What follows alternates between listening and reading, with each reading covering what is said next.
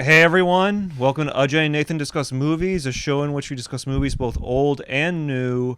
Before we begin our discussion on this movie, that obviously is in the title if you're smart enough to see what movie we're discussing, I think it's important to discuss some important news today. Some news that transpired over the weekend. Go ahead. I think it's important that we get political on this podcast. Yeah, no, always. We're very political. We're very political people. And, it's important that someone says something about, the recent tragedy that occurred.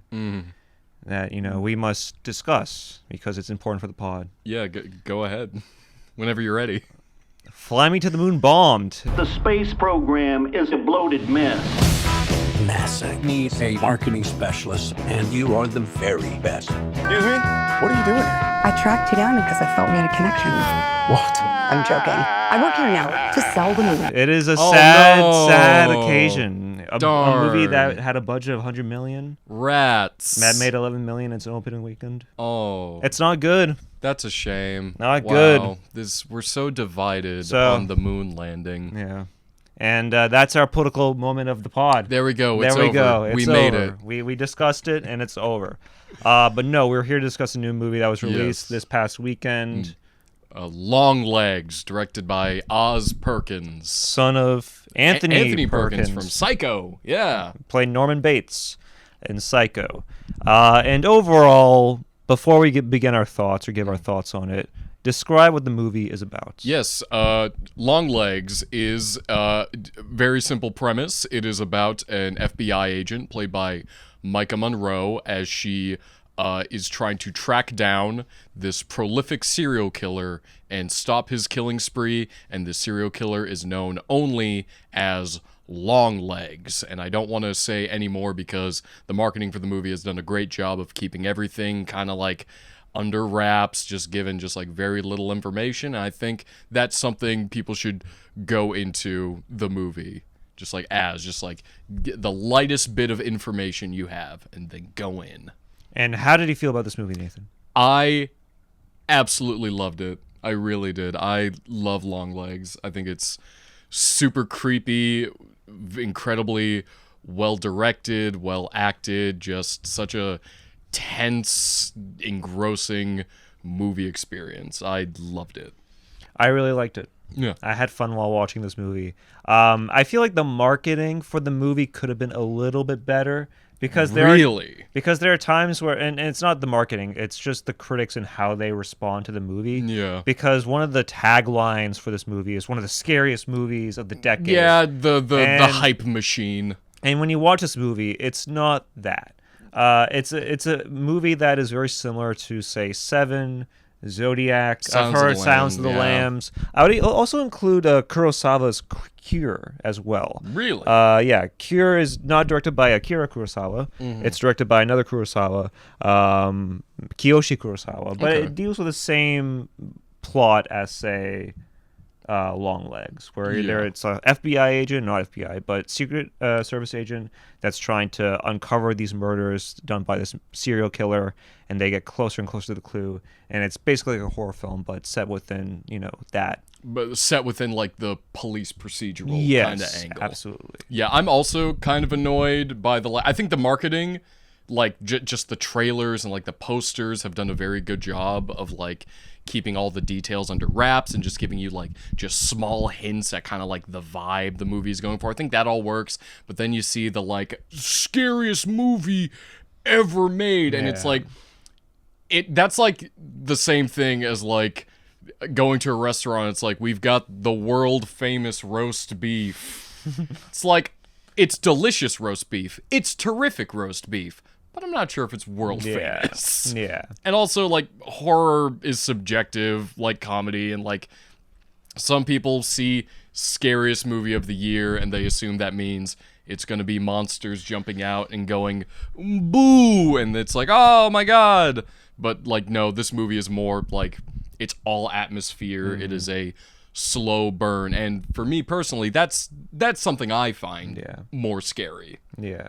I was hearing eavesdropping into people's conversations while leaving the theater, and a lot of people were like, "That wasn't scary." Yeah. So I feel like that was kind of a bait and switch. But overall, it's a great film. Yeah. Maika Monroe, I thought, did really well at acting. Oh my in this god, film. she's amazing. Like her and Nick Cage, they're the entire movie. Yeah. And they both give amazing performances. Like Alicia Witt also did really well. Alicia, oh yes, her especially in the as third act of the the film. mother. during the She, end- oh during the my, end she of was like scarier than Nick Cage. Yeah. The second she shows up, I'm just like, this old lady gives me bad vibes. Yeah, it was a fun movie. I enjoyed my time. There are issues that I have with the film. I wouldn't Okay. say it's a perfect film. No film is. There are flaws with it, but let's just get into the positives real quick. Yeah, no. because I feel like it was very purposefully done to not include Nicolas Cage in any Yes. of the promotional posters or trailers per se. Yeah. and just focus on the horror aspects of this film the and unknown. Maika Monroe. Yeah. Like we're all seeing it through like her lens as she's like just trying to play like this cat and mouse game. And I think we should say just like there might be some light spoilers. Yeah, there will definitely be spoilers later this in this review. in this review. And just say that as a preface just because, you know, this movie is very good to go into blind. yeah. Like, we do recommend it. So like go see it. But like from this point on, expect It's definitely one of my favorite films of the year. I would easily definitely say that. Oh yeah, definitely. It's up there for me. But yeah, no, they hide Nicolas Cage a lot throughout the movie. It is a slow burn until you finally like meet the Longlegs himself, and it's done very well. They do this little trick. It's almost like an anti-jump scare. Yeah. Just like his face will enter the frame like for a split second and they'll cut to something else. And so your brain is only left with like this weird just like half second like image of what he might look like, and it just kind of builds that up throughout the entire movie until you finally do see him, and it's in the most ridiculous Nick Cage fashion you can imagine.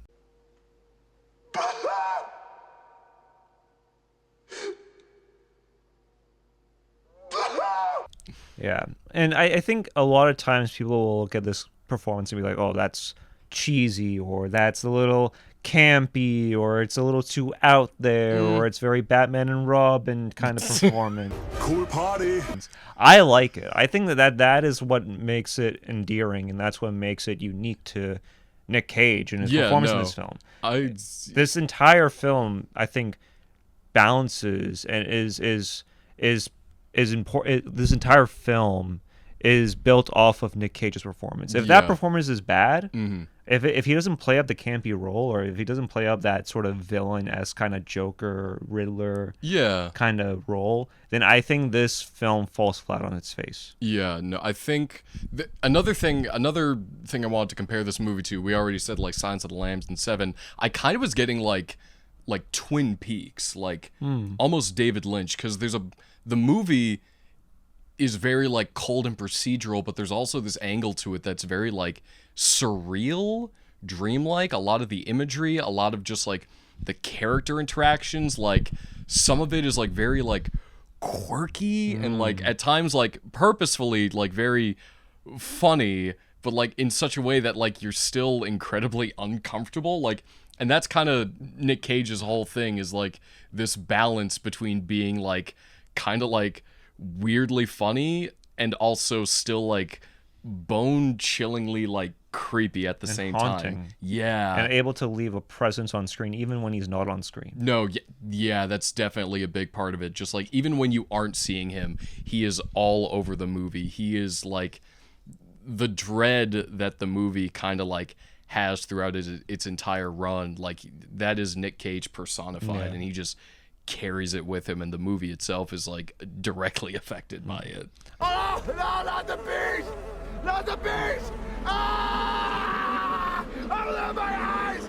Ah! I also really liked how they messed with the aspect ratios, especially in the beginning of the film, to predate like what's in the past or what's in the present.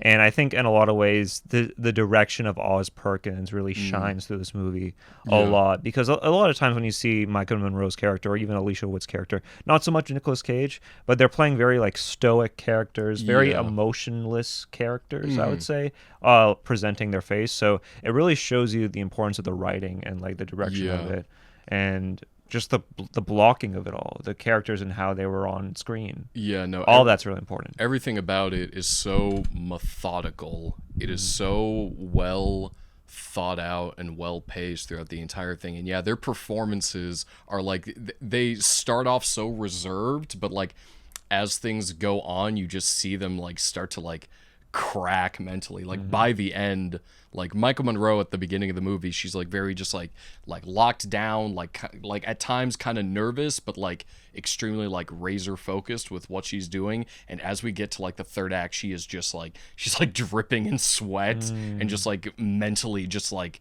cracked by that point. It's such a great just kind of like build up. There was that car scene at the end. This is not really spoilers. I wouldn't say this is a spoiler. I guess not. But this is there's a car scene in the end where you really get to see like Maika's versatility as an actor. She's allowed to just like let loose pretty much by the end of the movie. Overall it was fun. I enjoyed it. What were you saying? Oh, no, go ahead. Should we get into spoilers? Yeah, we can get into spoilers if you want to talk about the things that you maybe didn't like. Yeah, there were a few things, and I wouldn't say this is a nitpick, but there was a moment in the film near the end of it where Alicia Witt's character, if you guys don't know, spoiler alert, so skip to whatever time is beneath, or go to a different review of ours if you want. But there's this moment near the end of the film where Alicia Witt's character, the mom of the FBI agent, gives nearly like a 9-minute sort of expo. I wouldn't say it's that long, but it does feel like it is a very like drawn out kind of like expository little monologue. Where it felt kind of like Scream in a lot of ways, of like just like exposition. Which again, I'm not nitpicking here, but that was just something that I found quite interesting.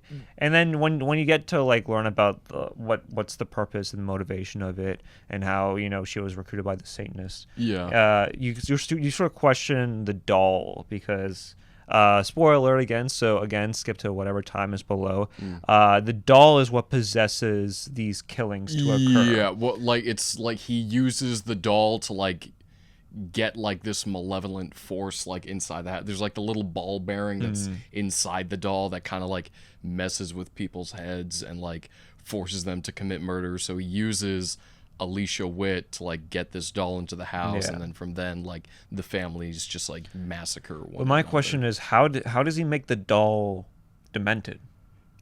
Devil magic. Dark magic attack! That's the thing that Satan magic. That's the thing that I baby. question. How does that happen? Magic. It's like I understand that this is played during like the Satanic Panic era and all that, but I still want to know, like, how is he able? Like, is he just able to like just the like power of Satan compels you? It makes no sense to me. I'm sorry. Evil doesn't make sense. It just doesn't make any sense. I would say that like I agree with you on the expository part where she like goes through the entire backstory of like he came to the house and so I made a deal to be his accomplice and blah blah blah. I don't hate the explanation itself. I think it works for the movie. I just think it could have been done in a way other than just like a kind of just like, oh well, let me explain directly to you. But like even then, like it doesn't take away anything from the movie, at least for me. I just think, there could have been a better way to like get that information to the audience. There are moments in this film that I also thought was pretty funny where there are long moments where just no dialogue would be said. Yeah. Like there is a moment, and I don't know if this is a spoiler, but Maika Monroe is in the daughter's bedroom. Yes. And they go through like moments of just not talking to one another. No, she's just so uncomfortable. It felt like a Neil Breen movie in a lot of ways. Don't tell anyone. Don't tell anyone. There is another girl. No, that is not true. It's just so uncomfortable. She's just like sitting across from this small child, just very uncomfortable. The mother comes in. She's like, did you invite Officer Lee to your birthday party? And just like we see Maika Monroe, she just does this. I'll be there. Yeah. Just slowly turns away from this child again. Just like weird stuff like that is like so very like, it's so surreal again, just like awkward and strange. The thing that killed me multiple times in the movie is like her FBI partner in his office. He has this giant framed photo of Bill Clinton. And multiple times throughout the movie, they'll be just having a conversation. There's one scene in particular. He's kind of like chewing her out. He's like, you're too close to this case. Like, how does Longlegs know so much about you? And the entire time he's speaking, it is like a symmetrical, like wide shot. So he is center in the frame, and directly above his head is Bill Clinton. Yeah. And I was holding in laughter so hard because every time they cut to Maika Monroe, they cut back. Detective is chewing her out. Bill Clinton is watching.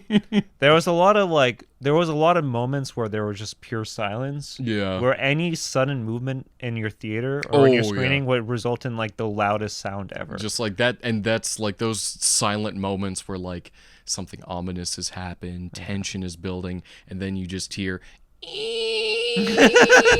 because they forgot to grease the wheels on the couch chairs and just the jelly bean chairs as someone gets up to go get more chicken fingers.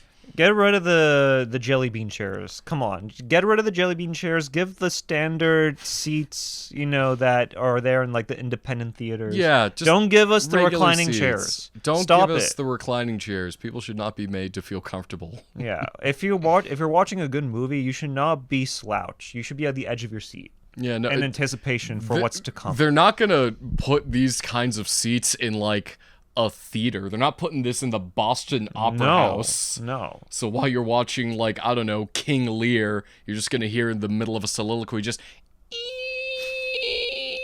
I need to go get more chicken nuggets before the soliloquy. Yeah. Nathan got all of his spit on my I'm so sorry. On my arm. I apologize. It's fine. My bad. It's You're in the splash zone. Yeah, I'm in the splash. So, but overall, it was a fun experience while watching it. People in my theater were quite silent. Yeah, no, I was lucky enough that I had a decently respectful crowd. Yeah. Even though right next to me, like, a woman brought in, like, her 2 teenaged sons. And just, like, I don't know, I just heard them just, like, chatting a couple times, just, like, just like, is that the demon? Is that the demon, Mom? Mom, is the demon? Is that Bill Clinton?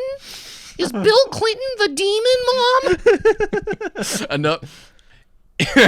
Related to Bill Clinton, I don't know if you noticed this, but there's a flashback to one of the previous murders in the movie, and again, just like it's all shot from just like a doorway in the house, and next to the doorway is another framed photo, but this time it's of Richard Nixon. Oh, really? I don't know. I didn't notice that. I don't know what all this imagery means. I want to find out what the subtext is, why Richard Nixon and There's Bill definitely Clinton a are reason here. as to why Oz Perkins decided to have a picture of Nixon and Clinton. And Bill Clinton. I need to know Maybe the it's reason. people that got into like controversy or scandal. Maybe he's trying to tell us about people that get into scandals. Is Richard Nixon the Longlegs? Yeah, is he the Longlegs? Hail Satan! Yeah, we'll keep that in. Thank you. Oh, I appreciate that. I wanted that to be in. I was practicing that. Yeah.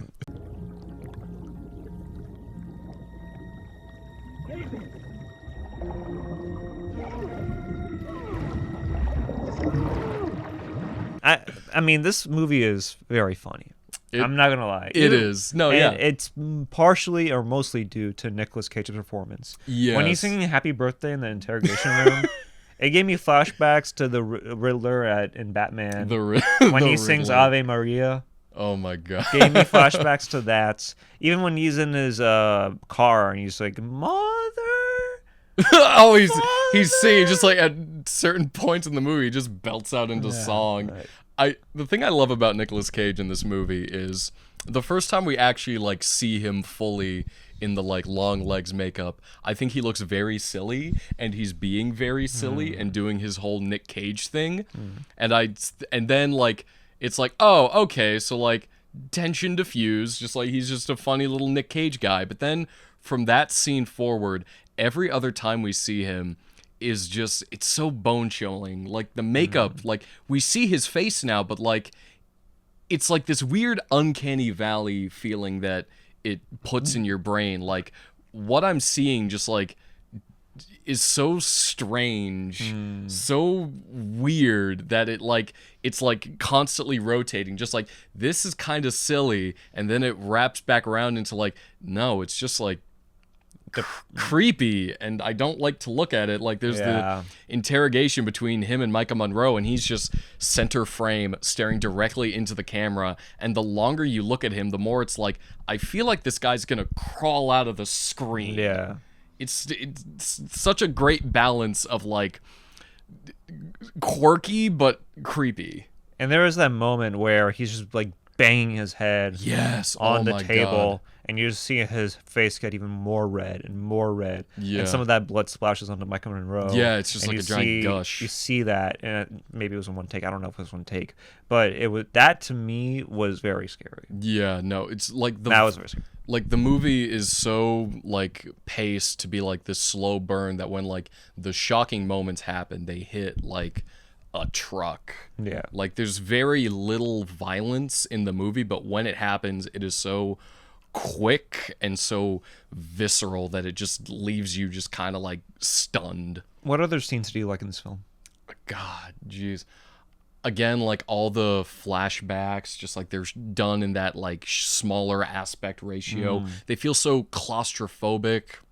There's a scene very early on where she's like doing this like a random numbers test with the FBI, and it's like this massive like wide angle lens of like the projector, and it just like it's clicking from slide to slide, and it's just in the very center of the frame, very far away. And it's like there's a lot of shots like that where it's like these massive shots, and you're just waiting to like see something move in the shadows. Just like the movie just like plays tricks on your brain so that you scare yourself. And I think in that regard, that's like, I find that stuff to be like so scary. Just like when the movie just leaves you to your own devices. When it leaves you to your own imagination. Exactly. It doesn't, theater of the mind. And it doesn't, hit you over the head with jump scares like The Conjuring or other movies of that like nature. Whatever. Which is like, I like those still, it's fine. like as a horror fan, but like...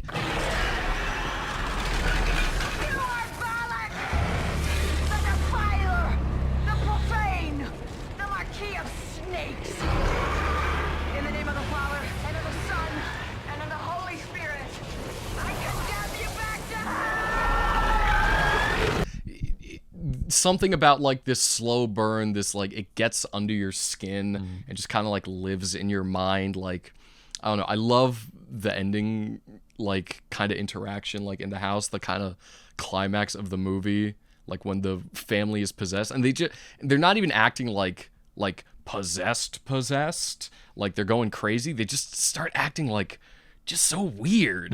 Like the mother is like holding back like tears and like uncomfortably laughing. She's like, I didn't ask you if you wanted a beverage. I'm afraid I've forgotten your name. The dad, while possessed, says something so funny and so like bone chilling. Like him and his wife are like, let's go to the kitchen. We'll be right back. He's like, I'll be right back. You'll still be in the kitchen. And it's like, oh, what? Yeah. Dude, what do you say? What? And I liked how like kind of ended like ambiguously. Yeah. Where the devil still is out there. Yeah. The spirit is still out there, even though Alicia Witt's character, the essentially the mother and the person that gave all the dolls away, even though she's dead, the doll and the spirit of the doll still is out there. It's like she was to take its next victim. Yeah, like she was able to stop like this particular child from like being murdered, but like the evil is still just kind of like out there doing its thing. It's a great ending. It feels like the ending to like a nightmare. Yeah. Like the scary thing happens and then it just ends and you're just left like, what? This is what Maxine should have been if it was directed by a competent director. I don't think Ty West I'm joking. is incompetent. I'm joking. But it's I like Ty West. Yeah, no. It's like the difference, like going full in on your concept and then kind of like dancing around your concept. Were there any moments in this film that you weren't a big fan of, or that made you scratch your head? Not really. No, I found it all to be very solid. Outside of maybe that one instance of like over expository like little monologue, but that lasts maybe like 5 or so minutes. It's not the worst thing in the world. I guess it needs to be there because like, I don't know, for the dummies and the audience who are like, this isn't even scary. This is so boring. What's the doll? Why are your dolls? Dolls are stupid. I don't play with dolls. I play with action figures. This is so lame. Yeah. Yeah. Like, overall, it was a fun movie. Yeah, no, fun it was watch.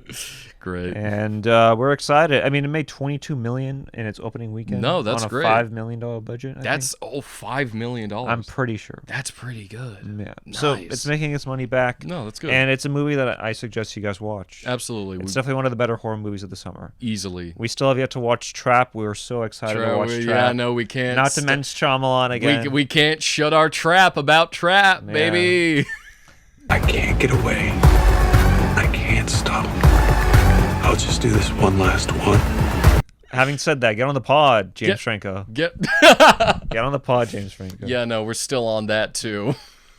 So this is definitely one of the better films of one of the better horror films, and I would say one of the better films of this past year. Absolutely. I enjoyed it. I had fun. If you guys like Zodiac or Seven or Silence of the Lambs, I highly suggest you guys watch it as well. Other than that, anything else to add? No, not really. Just an incredibly solid, moody, atmospheric horror film.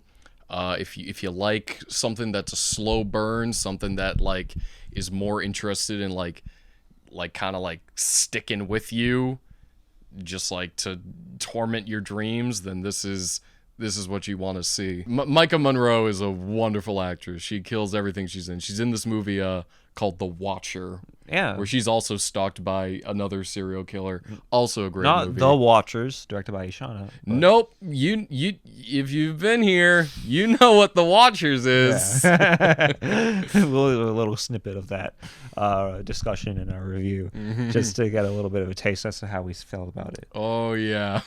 But yeah, this was a fun watch, and other than that, there's nothing else that we can say. Nothing else. Just, check it out.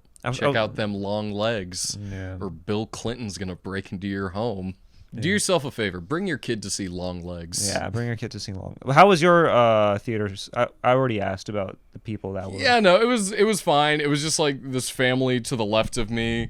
Just like she brought her teenage kids, which is like, I'm not against. Like, if you want to bring your kid to an R-rated, disgusting, depressing horror film, go ahead. But just like make sure they shut their dumb mouths and aren't trying to show you a TikTok in the middle of the movie. I did just see like a phone screen just like light up once next to me, and my head just shot over like a meerkat, just like popping out of their little hole. Just that new Shyamalan trailer for Trap is so good. That new Shyamalan trailer for Trap. I mean, the only thing that I didn't like about my theater screening was that there was nearly 30 minutes of trailers. Yeah, and it's for a lot of movies. None of them were Trap. One of them was Trap. Was any of yours Trap? No, I also got that. I thought that was the best part. Yeah, the best part of our experience was the trailer for Trap. I mean, obviously Romulus is coming out. I'm excited for that. Oh yeah, that looks like Anora. A good movie. The winner of the Sean Palme Baker. d'Or. Yeah, I'm excited for that. I love movie. Sean Baker. I'm excited for that movie. But yeah, 30 minutes of trailers. I don't like that. No, it's I feel like movies should start either on time or 15 minutes at most after the trailers. Not 30 minutes of trailers. I know Neon wants to shove in their trailers as well. I get that. But please, for the love of the consumer of medium, please don't make it half an hour of trailers. All right, people that are sat to watch Longlegs probably already know about the shows that are coming out. So don't make it 30 minutes. That's our only gripe. I've seen the trailer for A Quiet Place Part 1 more times than I've seen the members of my own family. It's an issue, isn't it? It really is. It's too much. 30 minutes of trailers is too long. And then you got to sit through Nicole Kidman and like a black couple drinking Coca-Cola. It's like, I don't want to see all that. You know? I don't want to see ads of that. I'm sorry. The issue is not that they're black. It's just that I just don't want to see Coca-Cola ads. No, okay. You hate the corporation. Yeah, the corporate. Yeah, I don't. I want to clarify what I just said. It wasn't meant to be racial. It was just I don't want to see another ad of that nature. Don't you agree? I would want to see Nicole Kidman drinking that Coca-Cola. Yeah. It's like kill two birds with one stone. We come to this place for magic and for refreshing Coca-Cola products. Yeah. I love Coke Zero because it's 0 calories and 0 sugar. And 0 interruptions. Good night, fellas. There we go. Boom. Go watch your movie. Did and it. Turn off your phones. She was sounding South African there for a split second. Charlotte Copley. Turn off your fucking phones. It's better than Hugh Jackman and Ryan Reynolds. I will say. Oh my God. That kills me. I hate it so much. And when people laugh at it, I'm like, oh. People are too busy laughing at the dick jokes to actually listen and turn off their phones. They just go, ooh, Deadpool. Yeah. And that's the issue with cinema today. I think that's it for our discussion. I think that's go see Longlegs. Go see Longlegs. We appreciate you for doing that. And, follow us. Follow us. Yeah, we got pay us on reviews. Venmo or something. I don't know. Yeah, we'll put our Venmos. I'll put our Venmos down right there. Here. Give us money so we can keep doing this. Not that it costs much money. It doesn't cost any money. Filming in a basement right now. That's free. Yeah. We're a lightning fast VCR repair. All right. Well, subscribe to Patrons, to Red Letter Media's Patreon as well. I'll put that up as well. All right. I think that's it. Yeah. Bye.